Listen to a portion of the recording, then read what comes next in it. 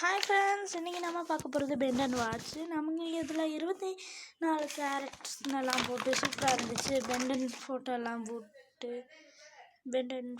போட்டு பெண்டன் ரொம்னிவேஷன் எல்லாம் போட்டு அதனால் இருட்டாட்டம். ஆனால் எங்கள் ரூம் இருட்டாக தான் இருக்கும். இதில் இருக்கிற டெக்னாலஜிஸை பார்த்துலாம். ஓஹோ,